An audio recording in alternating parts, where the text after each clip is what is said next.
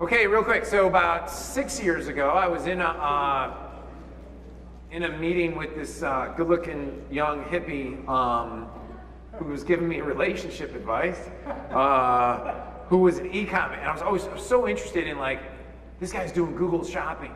Like, if he could do shopping, I could just have a store. Like, can I just have a store that I could send traffic to, and I don't have to build funnels and sales? Like, I mean, long-form sales copy. This would be amazing.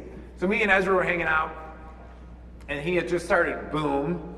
And at the time, Boom was like so infancy stage, and Facebook was so infancy, and no one was really using social media to build brands and generate massive amounts of revenue.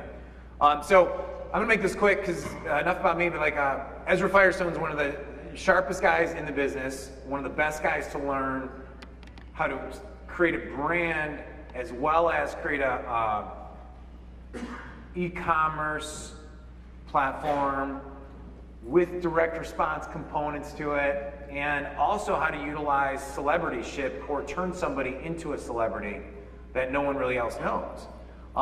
So he's traveling a lot, speaking a lot, doing amazing stuff. He has a I'll let you tell all your stuff, but let's give it up for this amazing guy, Ezra Firestone. I do.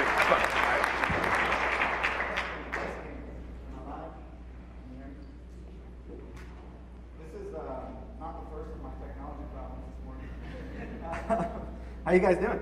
All right. Do me a favor, stand up. Hey. And put your hands on your hips like this. And go ahead and just rub elbows with the person next to you. There you go. All right, you can sit back down. Ed mentioned that we were talking about relationships like 7 years ago. I really think that where it's at in life is relationships. I think ultimately the most valuable thing that you will get out of this experience is a connection with another human being that's here. So I think you should, take time to make friends. No more touching. That's the end of the, stay in your own bubble. All right. Keep your hands to yourselves. But you got the elbow rub there. Would you like to talk about business? Yeah. All right. So I run a 8-figure e-commerce business.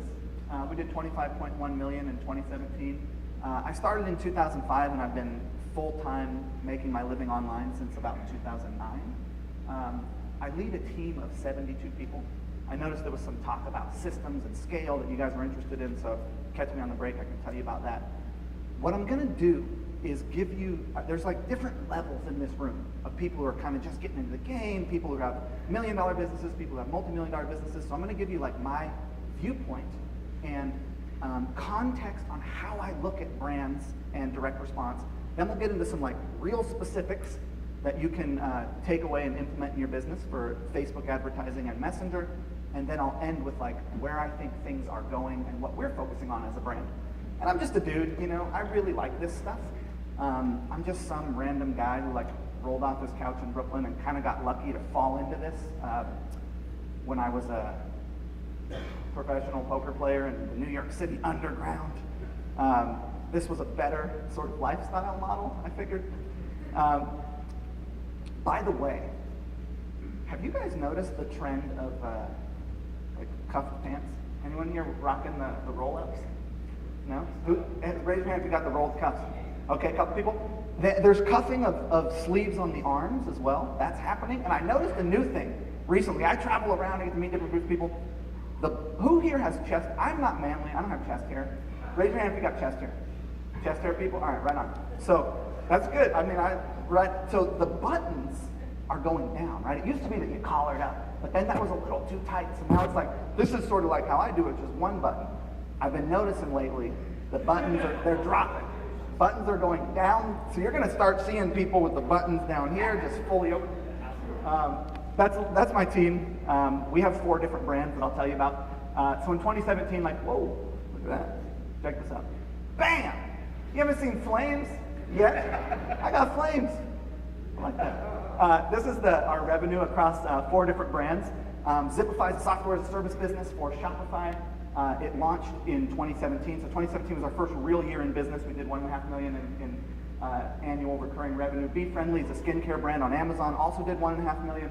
Smart Marketer is an information publishing company where I kind of document what's working in my e-commerce businesses, share it with folks like you, did 3 million, and Boom did 19 million. Boom is kind of the heart. Like, I grew up on a hippie commune. I got lots of stories about that, but like, I'm into this concept of permaculture. Hooray for the confidence monitor, thank you.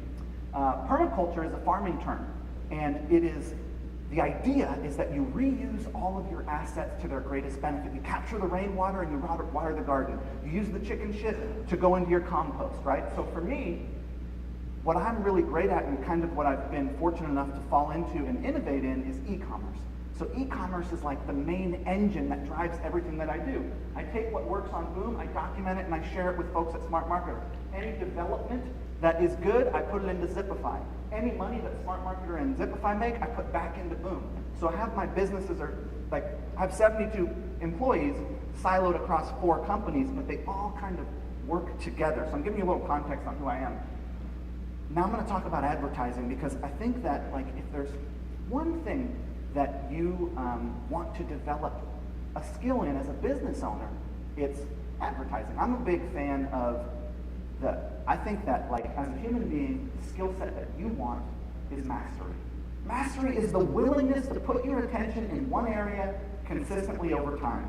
If you put your attention on becoming a better advertiser, 30 minutes a day, you pick up the instrument and you play it, you get better at that. So we should, by the way, give it up to Ed O'Keefe real quick for bringing us all together. Where's Ed O'Keefe? There's Ed O'Keefe.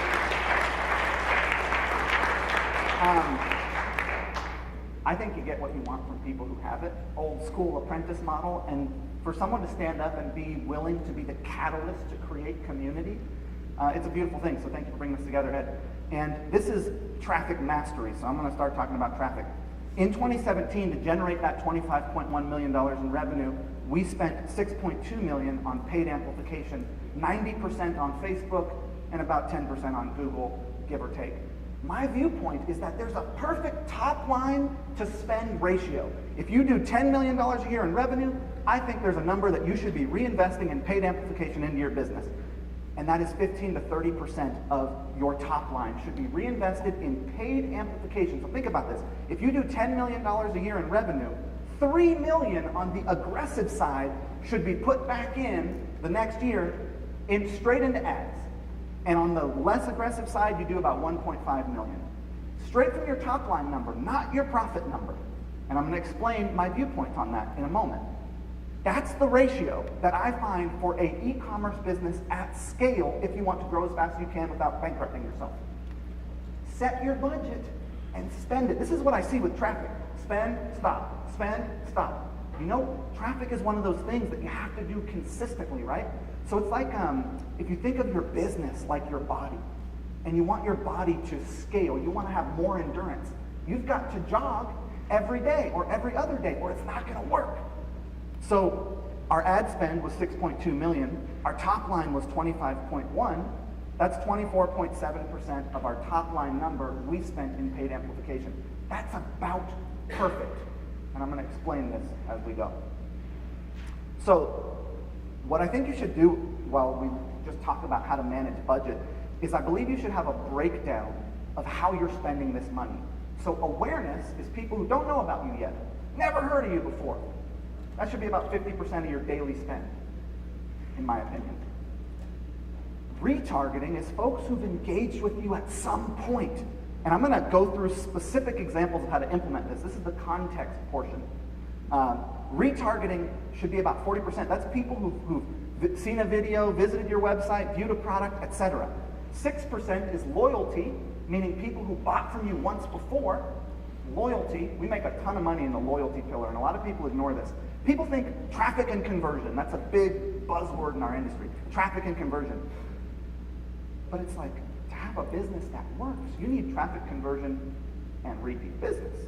That's the loyalty pillar. And then there's loyalty content, which is not direct response. It's just amplification of content to people who know about you. Not trying to get them to buy anything, but just to engage them in a conversation. That should be about 4% of your daily spend. We'll break these down as we go. one thing that people don't talk about enough when it comes to scale. Now, I would say a business at scale is 7 figures. At 7 figures, you've got team, you've got system, you've got process, right? And the thing about scale is what it is processes that are repeated over time. So just like you jog every day, you put out an article on your blog every day, you post to Facebook every day, you run ads. It's just consistent processes that are happening, right? That's what a scaled business is. So there's this thing that happens. Most companies, so I've now built 5 7-figure and 1 8-figure company. And it's always taken me to about year 2 or 3 to really hit stride. And I think the reason for that is this concept of halo. So let's say you spend $1 million this year and you generate 100,000 subscribers and X number of sales, etc. Some of those people poured over to next year. There's this halo effect, right? So if you're reinvesting in amplification, amplification being the fuel that drives the car that is your business, buying advertising, it has this halo year over year. It appreciates over time. And this is the beauty of a paid model, is it just gets better over time. So there's this halo thing that happens that you will benefit from if you adopt the viewpoint that the best way to grow a company is to consistently buy visibility for it in a smart sales process, which we're going to get into. So I advocate for consistent investment. You can't see the snowballs because they're white on white, so that wasn't the best design. I had flames, I thought it was pretty cool, but apparently not. Anyways, this is one thing that I don't see enough businesses doing. Pick your budget, spend it. I don't care if you're profitable. Think of it as an investment in the growth of your brand. And I'm going to explain that. So what your business is, in my opinion, is a group of people who are having a collective experience. In my case, I'm communicating with women who are over 50, who are experiencing the process of aging, and everyone's telling them that that's fucked, that it's dirty, bad, and wrong, pardon my language, that you need to tuck it in and tighten it up and inject yourself and anti-wrinkle and anti-age. And this is a group of people, by the way that you are sold things is you're broken and I can fix you. You stink, buy deodorant. Right? This is like classic model. Someone convinces you that you have a problem by telling you that you're wrong in some way, and then they just happen to have a solution. I think there's a better way to sell than that. So in my case, it's women over 50 who are having this experience of aging and everyone telling them that it's bad. Well, we're coming in with a different viewpoint on that, right? We're a pro-age cosmetic line. So the first thing that you have is a group of people sharing a collective experience. For Smart Marketer, it's businesses who want to grow in e-commerce, right? That's like the group of people who's having a collective experience. For Zipify, it's if you have a Shopify store and you want to boost that Shopify store with ads. And multiple communication mediums. That's it. That's all your business is. It's a group of people and different ways that you communicate with them. In my opinion, conversion, selling someone something, is simply communication. The better you are at communication, the better you will be at conversion. And I think communication is really what it's all about in life. I think the better you are at communication, the better you will be at relationship, at intimacy, at connection, because you're able to actually feel what's going on and communicate it. So, back to getting away from the hippie stuff, the hairy stuff, which I tend to travel to. The big two for a brand is emails and ads. If you really think about it, that's all you got. Back in the day, I used to think of my brand as an email list. I'm 05, 06, 07. That's when I got into the game. Like before, I was just learning, but we had built a 7-figure business before 2007. And back then, what a brand was an email list. You were like, I got an email list. I can communicate with a group of people. Pixel lists came around. I want to say 2009, 2010. When pixel audiences came around, I was blown away because it meant you didn't need an email address to communicate with someone. What a pixel audience is, for those of you who don't know, is it's like when someone visits your website and you can now follow them around with ads on Facebook, and you didn't have to get any data from them. You just tagged them with a pixel. So emails and ads are still the big two communication mediums that you have as a brand. That all your brand is, a group of people and 2 different ways that you're communicating with them. There is Messenger. We're going to dive into that in a minute. Oh, damn, I got some flips, too. Wait, hold on. Oh, bam. You guys didn't know about that. You guys are not nearly as impressed with my slide animations as I think you should be, but that's okay. So, to recap, my viewpoint is that a brand is a group of people who are having a collective experience. Your goal is to establish connection and intimacy by adding value, i.e. commenting on the experience that they're having, offer solutions to problems that they face, which are your problems, and do so on multiple communication mediums. Fundamentally, this is what we're doing. I'm going to show you exactly how I do it on Facebook and why I do it the way that I do it, but I want you to understand the theory behind why my business is structured the way it is. So this is like building from the beginning to the end. By the way, Dr. Charles is yoked, son. Yo, Charlie, get up for me, dog. Come on. Give me a little flex. Charlie! Anytime that I'm in a room and I'm doing a presentation and Charlie's in the room, I like to just show you that Charlie's yoked, son. Because he told me. Charlie's my man. In fact, we had a coffee business together for a while that I just got too busy for, which, by the way, I want to talk to you about afterward, about doing a sponsorship. But I mean, look at what a beautiful man he is. Come on. And you know what that look is, by the way, if you want the lingo term, the parlance of our time, the buzzword in our society right now to describe that look, it is smoldering. That's the word. Go watch Sex and the City, and they will talk about the smolder. That's a smolder. Charlie smolders. I never smoldered before. All right. So look, some more context on why we advertise the way we do. The way that people consume the digital medium has fundamentally changed. When I got online, people sat at desktops and laptop computers. They consumed for 15, 30, 45, 1 hour. They consumed for long periods of time, stationary. The digital medium went mobile. People carry these things around with them all the time. They're using them in the bathroom while they're on the toilet. They're in them on the... They're using them on the line at the bank, and what's happening is consumption of the digital medium is the windows of consumption are much smaller, 15 seconds, 30 seconds, 1 minute, but more often throughout the day, so more consumption is happening, even though it's in shorter durations of time. This changes the sales cycle, as I'm about to show you. The next jump, by the way, and I predicted this would happen in 2015, it didn't happen until 2016, is the wearable technology craze, which the Apple iWatch is really... I thought the Google Glass was going to be the first mass market wearable technology, but everyone then called them glass holes and nobody liked them. I don't know why nobody liked them, but then Apple did the iWatch, which really is mass market wearable technology. So where we're moving is augmented reality, wearable technology, the digital and physical worlds melding so that at all times you're connected and engaging with the digital medium. We're not there yet. It's about 2 to 3 years away. For now, the way that people are consuming is with these smartphones. So I want to give you some stats on that. 33% of people on Facebook who show interest on a mobile advertisement, who see your ad on mobile, convert on a desktop. So a third of people who are seeing a mobile ad end up converting on a desktop computer. 67% of consumers start shopping on one device and continue on another. People are moving from two bigger devices to make purchases. About 60% of Americans have 2 devices. A quarter of those people have 3. How many people have 3 devices? Raise your hand. 4 devices? Keep your hands up. I have more than 4. 5? Yeah, it's like, what do you do with that 5th device? Yeah, so people have a lot of devices. People are moving to bigger devices to make purchases. So if you're on a budget, here's what you do. This is not on the slides, but if you're on a real small budget in a new market, run your awareness ad to get new people in on mobile because you know that's where they're starting.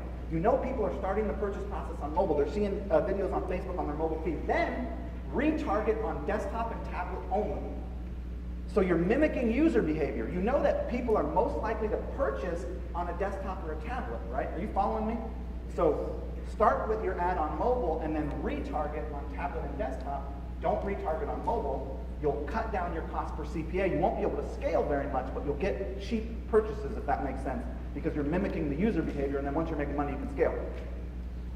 We're going to get into some specifics. This is still statistics portion of the day. So 4 out of 5 Americans carry a smartphone with them every day. The mobile world is kind of trippy because it comes with fragmentation. So the average adult consumes from 194 different channels. YouTube, Pinterest, Facebook, iTunes, Instagram, CNN, Google. They're consuming from all these different channels, right? Facebook and Instagram account for more time spent on mobile than the next 10 platforms combined, which means 1 in 5 minutes that people are spending on mobile devices in the United States are on Facebook and Instagram. That means that Facebook and Instagram are your traffic source. Or at the very least, you should be running traffic there because everyone is there. Conversions are happening over many days across multiple devices. Conversions are happening over a long period of time. Every campaign that you run needs to happen over many days across multiple devices, and that's what I want to show you how to do.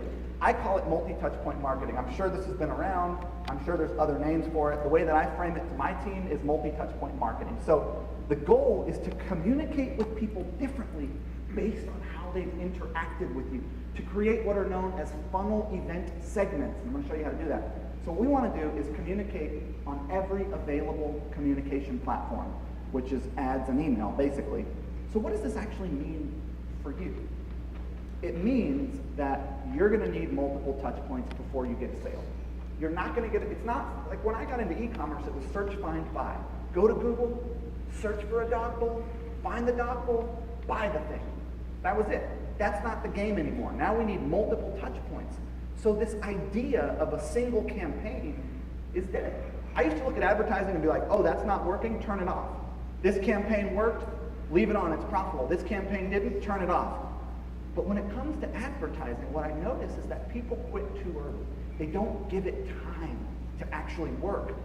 And I learned how to scale to 8 figures from looking at 9-figure companies. So I'm fortunate enough to be labeled as like the growth guy for multi-$100-million e-commerce retailers. So these venture capital and private equity firms who are going in and buying e-commerce businesses, when they're vetting deals, they'll come to me and they'll say, hey, we're considering buying this.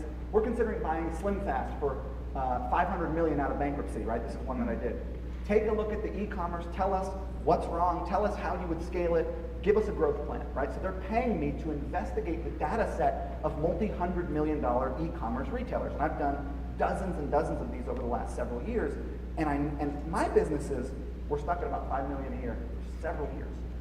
And I noticed one consistent thing with these 9-figure retailers. Everyone, I looked at every Google Analytics, every AdWords, every Facebook data, all the data, I noticed one consistent thread across these brands, which was they all had one source of visibility that was profitable, that supported every other source of visibility. So for example, they might have $10 million a year in profit from organic traffic. They would go and spend that on Facebook, on Pinterest, on Instagram, on Google at a loss to acquire customers. And then during their holiday sale, market to those customers, sell to them, and make more money. Does that make sense? So like they have one visibility channel. It's Google Organic, it's AdWords, it's Facebook, that's making them profit. And then they're taking all that profit they're making and they're reinvesting it in buying customers at a loss at all these other channels so that their customer base grows, so that when they run promotions, they sell more. So basically, they were just taking a longer view of the customer life cycle than I was. And as soon as I learned that, boom, went from 4 million to 17 million the next year. That was the one thing that did it for us, is the paid amplification, buying customers at a loss, having one channel that supports the other channels. I'm not telling you to go buy customers at a loss. I'm going to tell you how to do it at a profit. But my point is that if you look at what these big retailers are doing, they've got one channel that is profitable, and that supports all their other channels of customer acquisition, which is kind of interesting. The frame that I want you to take for this sales process that I'm going to show you is that your core platform, and any sales core platform could be ClickFunnels, could be Shopify, could be whatever, WooCommerce, and any sales process that you create is simply a collection of conversion assets working in concert with one another to achieve a conversion event. What is a conversion asset? It's my lingo term for a customer testimonial, an email, a product image, a pre-sale article, a trust seal, all of these different things, sales videos, they're all conversion assets. And they work together in concert at different stages of the purchase cycle to create a conversion, right? So they're supporting your customer in what they want, which is a solution to their problem, and you in what you want, which is a conversion. I'm going to show you how to take these, I'm going to show you what conversion assets you need, I'm going to show you how to stitch them together properly, and I'm going to show you how to amplify them properly. But I want you to understand what we're doing is we're threading conversion assets together over many days across multiple touch points to generate a conversion. The first big shift, oops, I've got to like learn how to use a clicker, huh? Can you pop me back, Aunt Charles, back to my play button? I'll try not to do that again, guys. You just go click play on the iPad.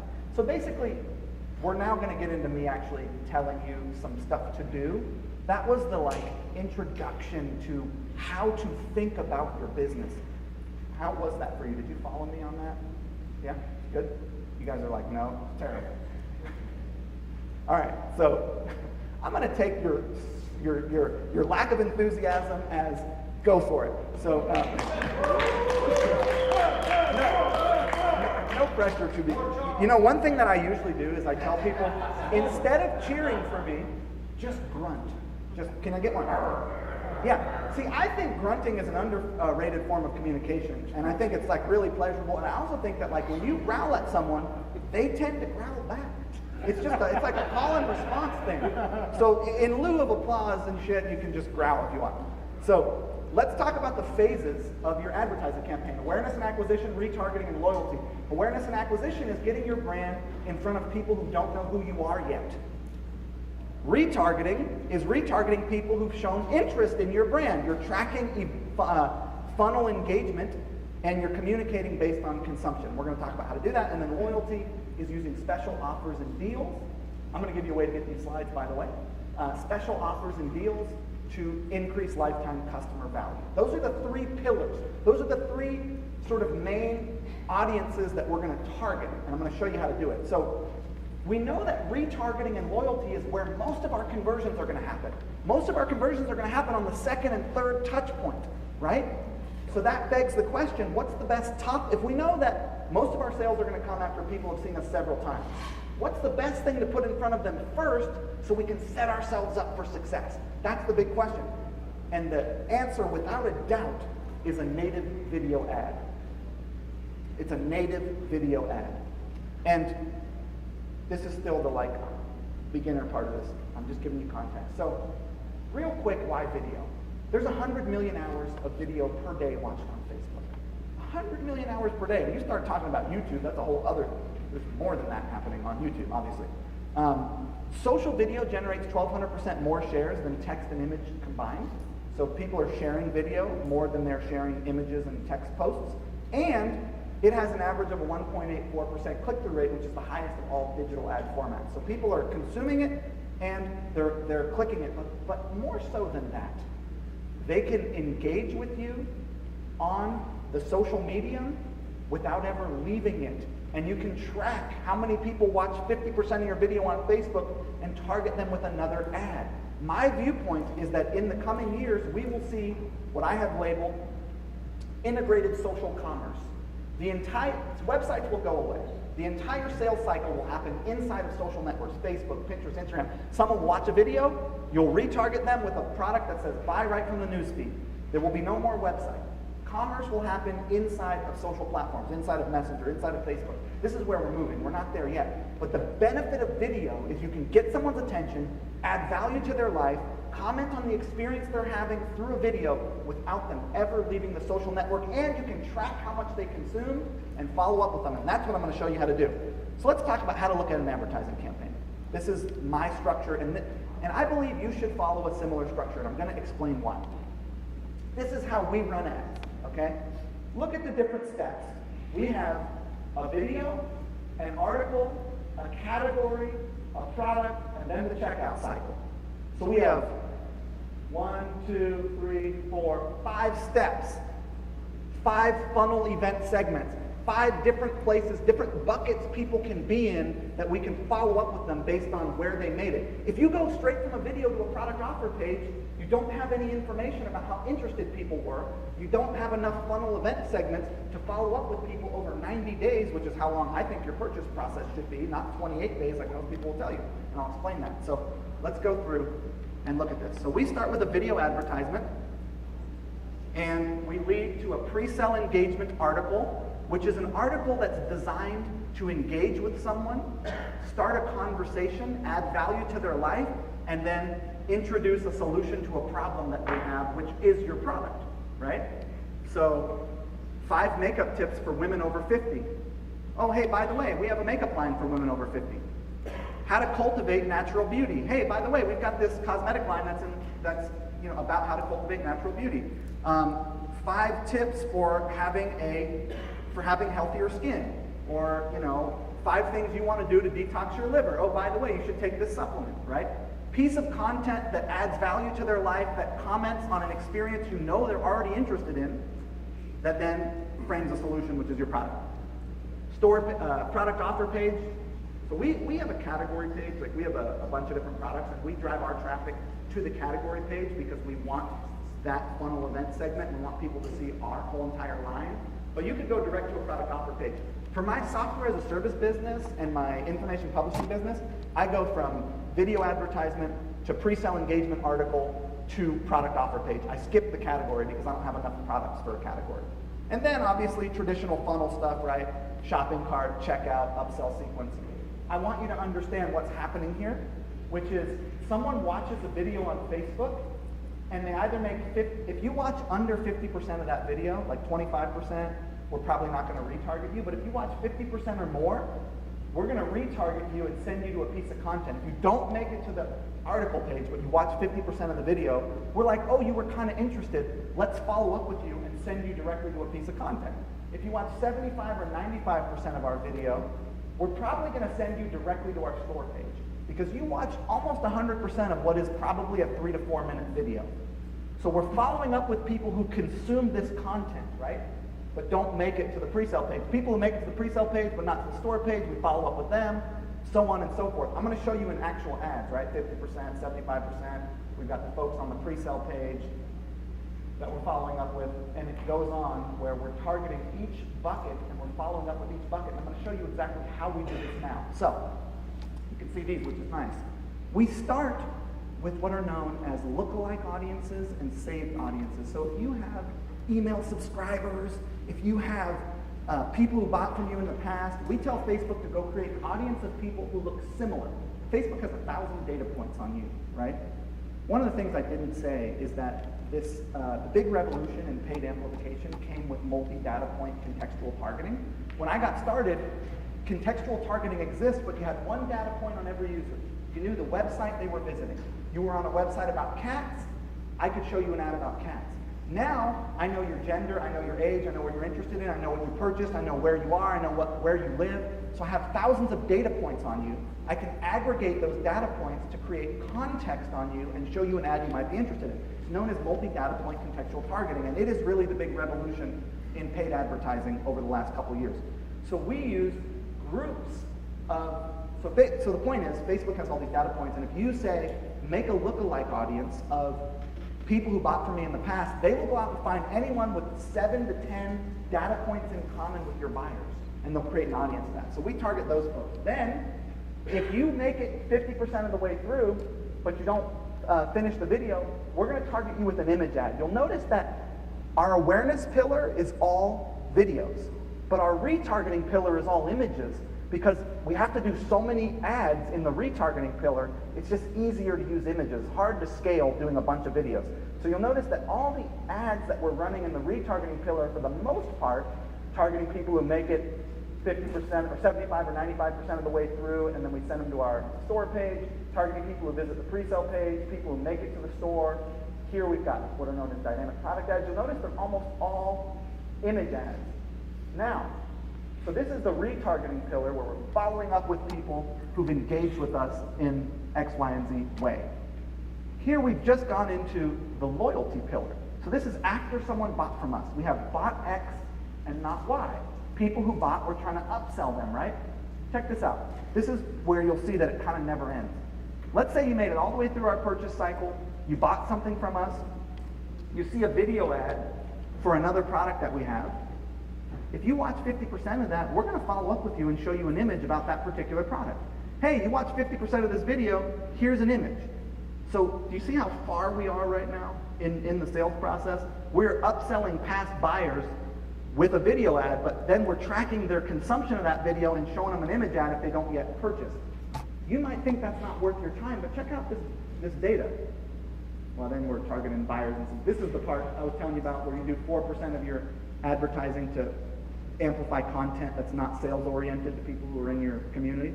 But check this out. This part right here. Look at the value of this. So click-through rate on those images is 30%, the highest of any image ad that we run. anywhere because look at how far they are in the funnel at that point. We spent $23,000 to make $157,000. So it's an extra 150 grand in the last year or something on that pillar, which is loyalty pillar, but not even top level loyalty pillar. It's loyalty pillar where someone watched a video ad and then we retargeted them in the loyalty pillar, if you're following me. Okay, so that's just the ad side. I'll answer your questions at the end. The point here is not to show you how to do this, it's to give you the concept of creating as many funnel event segments as you can and following up with people based on how they engage with you. The thing to understand about retargeting is that the shorter your window, the more profitable you are. I.e., if someone visited your site in the last 3 days, they're much more profitable than someone who visited your site 12 days ago. So I recommend having like last 7 days, and then last 14 days where you exclude the last 7 days. So you're breaking it up. Those retargeting audiences are based on how recent they were. If you want to be more profitable, make the retargeting audiences more recent. All of our other conversion assets are still at work here. Our emails, all the other stuff that we're doing on our website. This is just the ad side. So the reason why I think this is important that you really grasp this concept if you're going to be a direct response marketer in the health space is that the sales cycle is really long. So check this out. This is a Facebook analytics screenshot showing you people who commented on one of my posts and ended up purchasing, okay? So here you can see, because so the cool thing about Facebook analytics is you can marry your fan page and your pixel, meaning I can tell you people who commented on my page who then ended up purchasing and how valuable they were and things like that. I can look at those data sets on top of each other, which is kind of nice. So, in the last 14 days, there were 1,500 people who commented and 1% of them made a purchase, right? Now, if you expand that out and you say, what about the last 28 days? 2%. Let's go all the way to 90. Same group of people. Look at how many more people have purchased. Almost 4 times what we saw at the 14-day mark, right? So the sales cycle is much longer than it's ever been, which is actually a great thing. It just means we need more content in different places deliberately over time, and I'll show you how to do that. So this is that pre-sale funnel I told you about, right, where they go to the pre-sale page and then they end up purchasing. I've also got my upsells in here, whether they did first upsell, second upsell. I'm passing that data into my Facebook pixel so I can see if upsells are being taken. And you can see that it's a 1% purchase rate in 7 days. It's a 1.27% purchase rate in 14 days. And by 28 days, I'm almost at 2% purchase rate. So I almost doubled my conversion over that 30-day window. And if you go out 90, it'll be more. The sales cycle is really long. You have to understand that. And you have to structure your campaigns for the environment that we're in, which is that someone's going to see your ad on a mobile phone and consume content from you over time for 30, 60, or 90 days before they're willing to buy from you. And if you're not set up, if you're set up for old model where like your retargeting audiences end at 12 days, you're not going to be as profitable as you could be. So, that being said, do you have a grasp on our concept for how we run ads, which is to have a very long funnel with multiple steps, right, where it's like video to article to product page to carts with all these different buckets. And then we're using content over those different content at each stage of the funnel, right? It's pretty basic direct response. You're with me on that? Yes, Brent? Okay. I'm going to take that as a yes. You can have these slides. So let's talk about your top line video and what should be in it, right? So this is here. This is top line, getting new people in front, new people to know that you exist.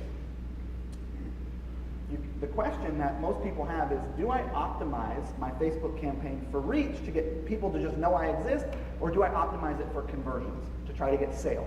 So Facebook lets you say, optimization objective, get new people to know about you, optimization objective, get people to buy from you. You get to choose between those two. And there's a big debate about like what works better, reach or conversions. You can see here, objective is conversions. We're optimizing for a purchase conversion, right? Or objective is like video views. What do you use? The answer that I have found is actually you use both. And here's how you do it. When you're optimizing for purchases, Facebook is going to put that ad in front of people they believe are going to purchase in the next 3 days. When you optimize for video views, for example, Facebook's going to put it in front of a whole bunch of new people who they're not sure when they're going to buy, right? But you're getting them into your funnel. So if you only ever optimize for purchase, you're not going to get as many people into your system as you could. So what I do is I take my 1% lookalike of buyers, or my 1% lookalike of my highest average order value customers, or my lifetime customer value customers. So that's a lookalike audience of people who are my best customers. And I optimize that for purchases. Then I take my 10% lookalike, or my wider audience, and I optimize that for reach. So these are both top-line advertisements.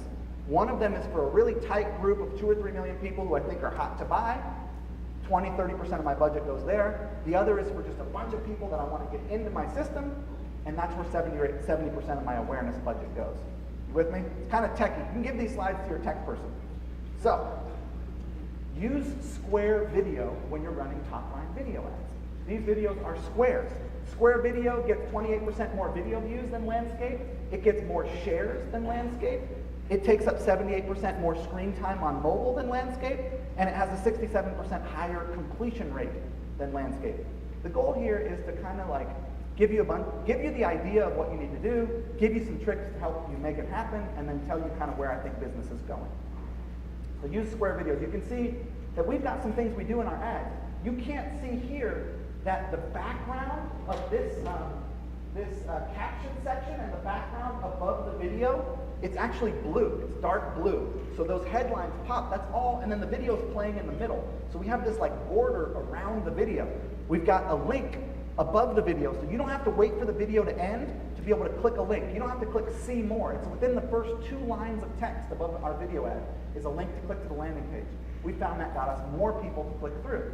We've got a headline above the video, but actually in the actual video file. I'm going to send you these slides where you're actually be able to see the colors. We've got big, giant captions. We're not using Facebook captions. We edited our own captions onto the bottom of the video. We found that to work better. And we found consistently that emojis work really well for us in our ads. Here you can see an example of a color, right? This one's pink on the left. Here you can see. This is all a square. The video is playing in the middle, but when we upload it to Facebook, that's all the video file. That text is actually in the video file, if that makes sense. Okay. Story and length, right? Storyline and length. When you're putting videos in front of new people who you're trying to get their attention, you need to have a storyline. We usually have like an eye-catching opener, a compelling story, a product demo, and a testimonial. This is kind of our best, this is like our most winning video structure. But I want to give you, like when we talked about, if you want to run ads at scale, you have to understand that volume of videos is important. So what we do is we have a bunch of different models for videos. Like we have this one here, which is one of our favorites. You know, this is who I am. This was my experience. Here's why it's relevant to you. This is what I did about it, and here were my results. You know, hey, I'm Jeff, and I had diabetes, and it's relevant to you because everyone's feeding you high fructose corn syrup. It's in everything, and you don't know about it. What I did about it was I went running, and I took this particular supplement. My results were great. This was the supplement that helped me. You want to check it out? So like that's a formula that we use a lot. Problem agitation solution, that's old school. This is an old school video sales letter structure that we use. We have a bunch of different structures for these videos that we'll just shoot face to camera or shoot with SlideShare, straight up product demo videos. You're going to get these slides, by the way. I'm literally going to give you a link to download. Open the box videos, customer testimonials and ownership benefit focused videos, short form product demos, right?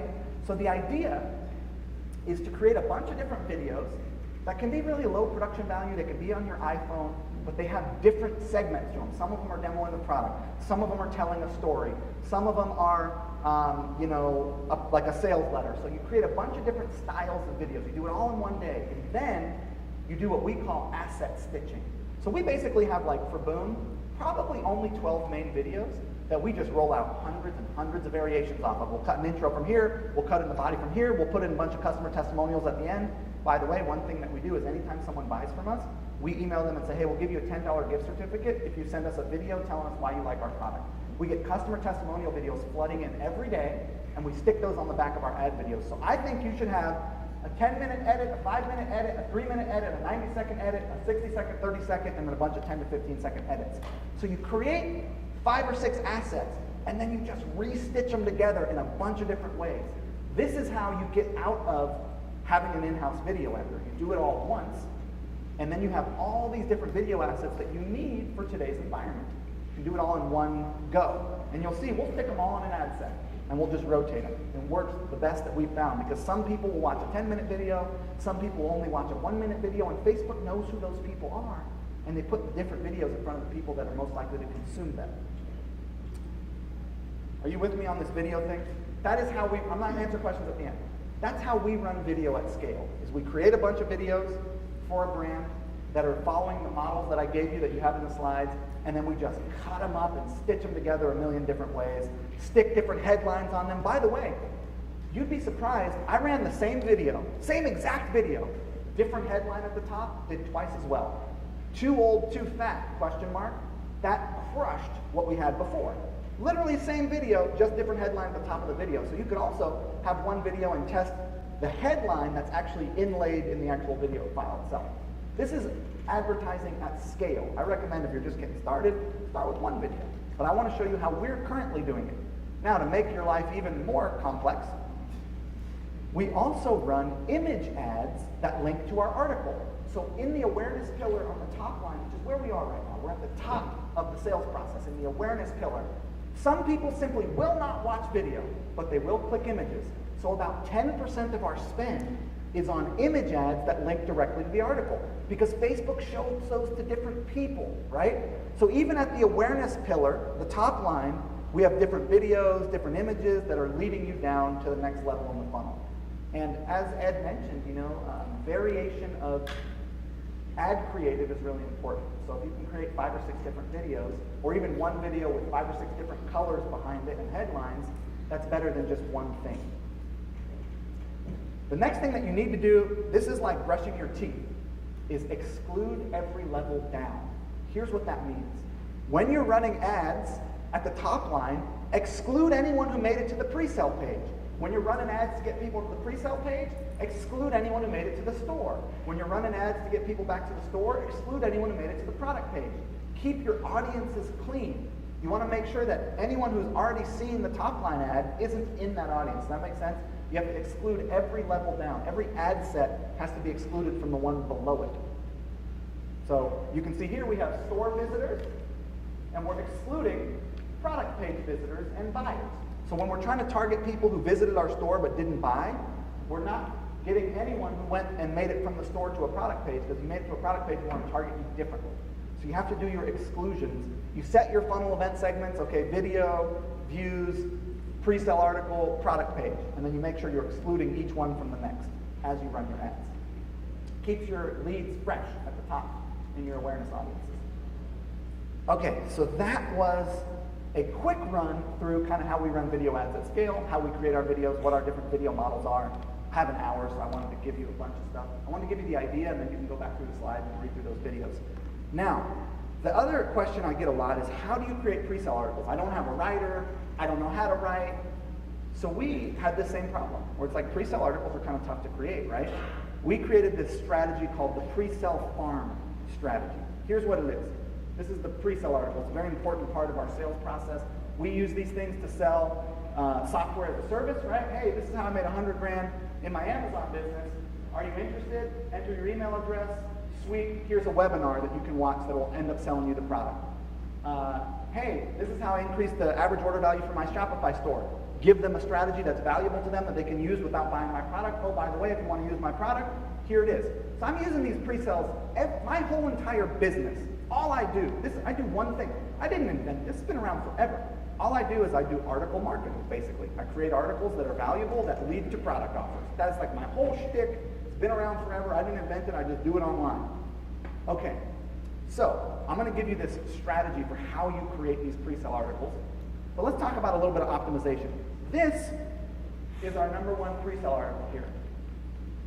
Notice that the header is sticky. It's called a sticky header. Now, we're about to make the transition into the product. Boom, we just transitioned into selling the products. Now there's links. There's no link to the products at the top of the page. You have to consume the content and scroll before you can get to the products, unless you click the call to action in the header. Every time that we test a sticky header, it wins. Sticky headers are just crushing it for us. Sticky header with call to action at the top. So what you'll notice is that what we did was we wrote one pre-sale article that had the transition into our products. Now, when we change pre-sale, the only thing we do is change the tips section at the top. The rest of the article is the same. The content changes, but the transition and pitch remain the same. Does that make sense? So you have this article. These tips could be anything. The headline of the article could be anything, but the transition and the talking about the products is the same on every one. So the only thing we ever have to do a new pre-sale is to change the masthead image, headline, and tips. And we leave everything else the same. And that is working really well for us. So what you'll see is, I'm going to get into pre-sale articles in a minute. This does not take into account mobile. This is desktop. This crushes on desktop. Half of our revenue comes from desktop. So even though only 20% of your traffic is desktop, it's still half your revenue because people go to desktop to buy. So you want to optimize for desktop even though it's only 20% of the traffic. So this is how we structure our page for desktop. You can copy this. It's on my website. If you have Zipify pages on Shopify, you can build this. Let's talk quickly about what we did for mobile. So what you'll notice here is that mobile is about $10 million. So it's exactly half our revenue. In this time period, it's $20 million in revenue. But it's 76% of our traffic in this time period. Half our revenue, but 76% of our traffic. And what you'll notice when you look closer is that the desktop conversion rate is 4%, but the mobile conversion rate is only 1%, and I'm only making 87 cents per session on mobile. I looked at that and I thought, man, it's 76% of my traffic. I really ought to be able to get mobile to make me more than 87 cents a visit. If desktop makes me $3 and tablet makes me $1.4 per session, why can't mobile do more than 87 cents? So I had this, over the last year, objective to optimize for mobile because I drive a bunch of traffic. So here's what I figured out. Number one, we needed a more functional header with labeled buttons and a search option and that stuck to the top. So here's what we did. We moved to this, where it does a couple things. One, it gives you access to the most important pages right at the top. You've got the ability to get to your account. And we've kind of iterated from here. I'll show you the actual live site in a moment. You've got your ability to open up your menu, right?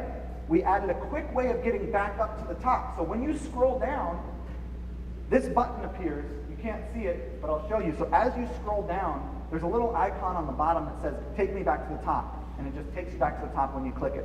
You'll get to see this live. The next thing is that when you show user intent to scroll up, the menu automatically drops down. So no matter where you are on the page, if you start to scroll up, we think that means you're trying to access our menu, we drop it down for you. As soon as they begin to scroll up on mobile. This one, and we're looking at our heat maps, really worked well. So think about this. Mobile menu that's super easy, it's got important pages bookmarked. User scrolls down, if they start to scroll up, it just drops right down for them. This was our old menu. Here's our new flyout menu, much more readable, simple, pops right out for you, right?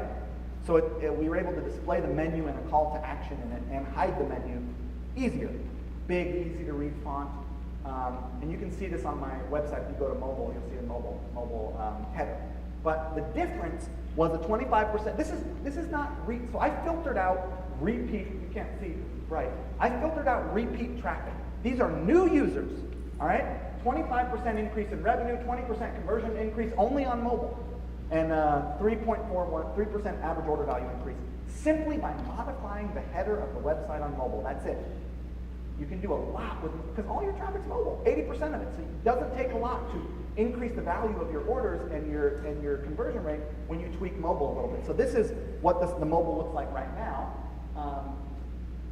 Watch. So you see that thing right there? It says, you click it, it takes you right back to the top, right? It shows up. I don't know if you can see that. And this is what the page looks like on mobile. One thing that you'll notice, there's the flyout menu. It's kind of bright in here, so it's hard to see. But one thing that you'll notice is look at the content, right? The content on this pre-sale article on mobile, you can't see this because you're not looking at them back to back, is literally half as much as the content on desktop. We have found this over and over and over again, that what you need actually is a desktop page and a mobile page. They can't be the same thing. You need one version for mobile, one version for desktop, and the version for mobile should include half as much content. Not like it should load way quicker and it shouldn't have anywhere near as much content. So that's another thing, shorten your mobile pages. This is a new concept that we're testing. It's known as a mini site. and it worked extremely well on our first launch. We'll let you know when we have more data about it. Notice that there's a unified header. You can't see it, but you see the footer here. This is sticky to the bottom. Notice that every single page, this is the home page, here's the story page, here's the ingredients. This is more of the story. This is the ingredients here. Here is the reviews, and then here's the FAQ. It's stuck to the bottom as you scroll. And then every single one of those pages has a Shop Now button. So what does this do? It gives us the ability for our desktop and our mobile site to be the same. Because on mobile, all you want really is bite-sized, consumable chunk of content on the screen. No scroll. This is no scroll on mobile. You literally, there's on some of these pages, there's like one scroll. But it's, so for every product offer, if you think about conversion assets, which is how we frame our product offers, customer testimonials, right? FAQ, that's a conversion asset. Customer testimonial is a conversion asset. Ingredients is a conversion asset. The buy box is a conversion asset. What we've done is we've separated those out into their own bite-sized chunks and unified them with a sticky header, and then our regular navigation goes on top of that. So now it's a product offer page. It's just like long form left right, but it's in a mini site. You following me? This is crazy, and what we found was that the consumption on mobile was like triple of this mini site. We sold 4,000 units of this on launch, and we normally sell like 1,500 on a launch. So, and we track obviously how many people make it to what pages. We track it in Facebook, we track it in Google. And there were 66,000 page views. We usually get about 20,000 page views on a launch, so maybe it's a little bit more. Point is, you may want to test this mini site concept where you take all your conversion assets, you stick them on one page, you unify a header, and now you have a mobile optimized and desktop optimized version of your site in one place. I think every offer that we have, every individual product will become a mini site in 2018. By the end of the year, we're moving in that direction. And this is just showing you, which is hard for you to see, this is 2016, and basically what it shows is that 75% of our traffic was mobile in 2016. 2017, it was 80% of our traffic, and I think 2019 will be 85%. So most of the traffic is mobile on our site. All right, moving on. How am I doing on time, Ed? Because my thing's running out here. What time is it, dude? You got 7. All right, so I'll go as much as I can. Pre-sale farm strategy. I packed a lot. I was trying to meet every different person at where they were, give you guys a little something for each stage of the game. Is this pretty good, guys, by the way? Oh, that's loud. So what we do, the way that we get these articles is we write a blog post once a week that is user experience related.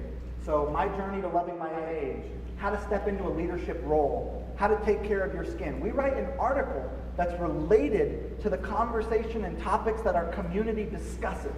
So it's literally just blog content. We do one article a week for our blog. So if you get a regular writer, you get them talking to your customers, you get them understanding what experiences your customers are having, and literally just write articles that you think your customers will be interested in. That's what we do. And then we email our customers with those articles. Just like, we do social media blog content, right? We post it to Facebook, we email our customers with those articles, emails like this, but we track how they perform, which ones have the most revenue, which ones have the most revenue when we send to the unopened, which ones have the highest click-through rate, right? So we're tracking the effectiveness of our weekly blog articles. We also amplify them on Facebook. If you notice, you know how I said 4% of your spend goes to loyalty content amplification? So amplifying content to people who who bought from you in the past. Remember that part? Where like 50% of your spend was awareness, 40% was retargeting, 6% was loyalty, trying to sell stuff, and 4% was loyalty, meaning people who bought from you in the past, just trying to re-engage them with content. These are those ads, just articles that are on our website for you to consume. We track the click-through rate on those ads. Look at this one. Look at the average, 3%, 4%, 5%, 12%. Something is going on with that article, right? So then we roll that up into a new pre-sale on our site. We take the content from it, we stick it in that section of our pre-sale template, which is the tips section. Sometimes we'll do two versions, a long version and a short version, right? A long version and a short version.